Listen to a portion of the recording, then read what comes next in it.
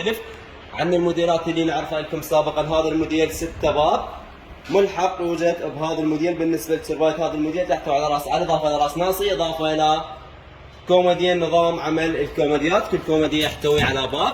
مساحه التخزين تكون بهذه الطريقه، النرميه الشريطيه كذلك على طول الباب. بالنسبه للكوموديات الشازلون خارج سعر هذا الموديل تكون توجد عده شازلونات بعده اسعار، الاستفسار على الشازلون يكون على الخاص.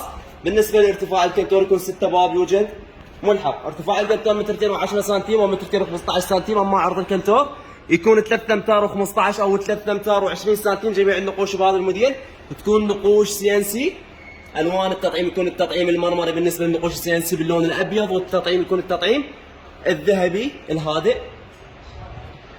وجه الكنتور يكون 3 ملم صاج صناعي. اما داخل الموديل يكون زبره كذلك صناعي. ظهر الموديل يكون ضب براغي. بالنسبه للابواب اللي بالوسط تحتوي على مرآة عدد 2. التقطيع الداخلي للابواب من جهه اليمين تحتوي على ثلاجه ملابس. نظام قفايز فتح شد، تنقل من مكان لاخر متواجد بكل صعوبه. بينما العمل يكون عمل عراقي. النرماده الشريطيه على طول الباب. التنصيب الموديل يكون غير مضبوط، يم الزبون اللي يكون التنصيب المضبوط. بالنسبه للملحق يكون مفصول عن الابواب اللي بالاسفل. مساحه التخزين بهذا الموديل تكون واسعه جدا. الابواب اللي بالاطراف تحتوي على مرآة عدد 2. التقطيع الداخلي للابواب اللي بالاطراف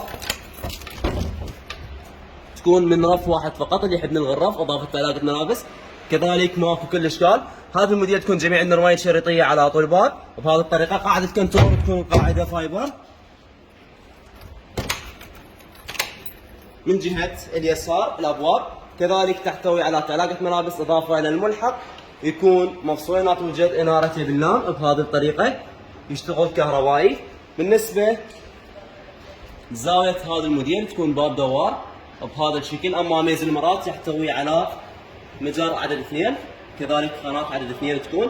مساحه التخزين بالقناه كذلك تكون واسعه جدا. مجرات الموديل بهذا الشكل. ميز الجزامه يحتوي على دبل باب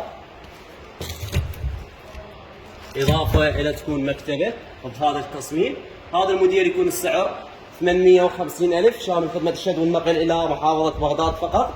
اما المحافظات تكون خدمه النقل والشد حسب البعد.